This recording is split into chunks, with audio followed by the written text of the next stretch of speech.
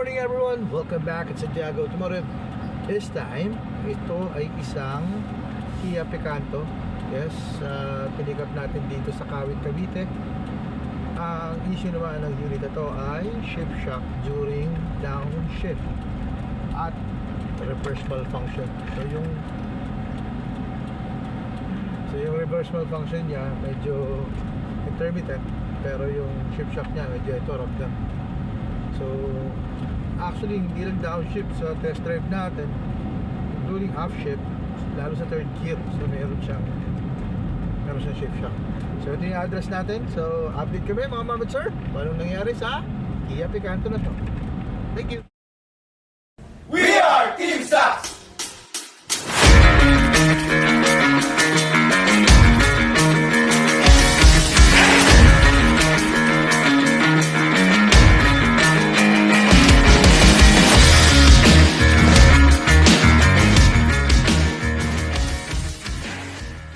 Hello po, update lang po ako. Bali, andito na po yung unit nyo sa shop. Ayan. Dito na po siya. Okay, so na-pull down na ni Sir Echo and Sir Joy yung trani. Update. Good morning po. Update lang po kami sa Picanto. So para makita niyo po yung filter nyo, yan, barado na. At ito yung pinaka-forward natin.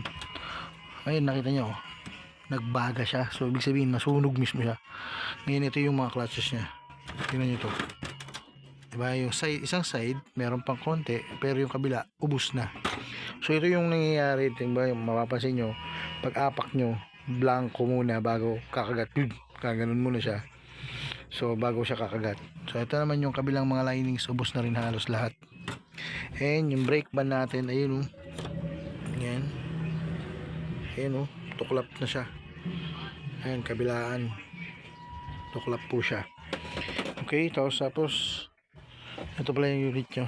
So ayan, kababa yung traan yan. Ngayon, yung sa machine shop po natin, yung bushing po natin, ito yung sinasabi ko sa inyo. Ayan o. Ayan. So yun, i-chat ko po sa inyo lahat. So ito nyo naman, nag-i-slide na po yung brake man natin. So ibig sabihin, kahit na naka-press na to dito,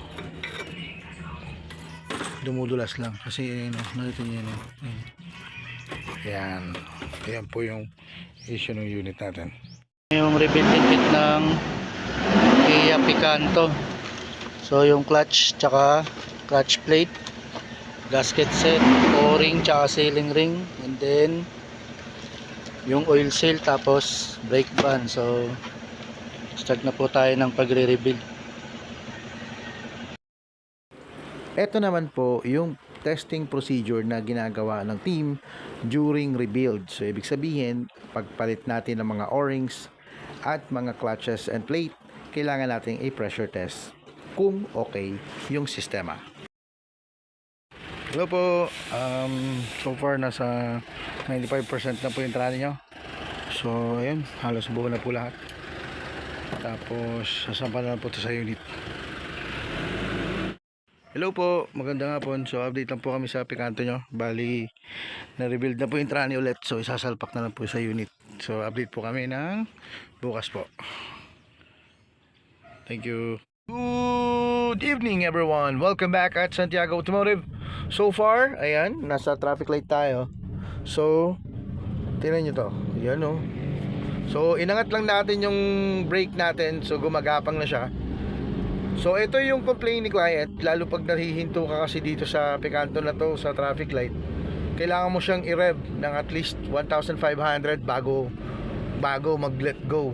Tapos ayan, cruising tayo, 50 km per hour, third gear. At kanina nakuha na natin yung fourth gear doon sa Mindanao Avenue. So far, dire-diretso tayo sa residence ni client. Ihahatid na rin natin tong unit na to. Pero so far, okay na tong unit. So na-rebuild naman po ito ni Sir Echo, kasama niya si Sir Alan Joy. So far, goods na. Rebuilding kit, brake band at saka 2 hubs yung pinalitan dito dahil medyo singaw doon, lalo na doon sa low end reverse. So ang issue pala nito is sa reverse din, wala din halos reverse lalo na pagka umaga. So ganun din, so kailangan din i-rev para mag-reverse, tapos meron siyang shift shock. So wala na yun. So solve na po yung issue nitong Picanto na to. Diretso na tayo sa residence na may-ari. This is Ferdinand Santiago, together with the rest of the team. We are Team Sax at your service. Thank you.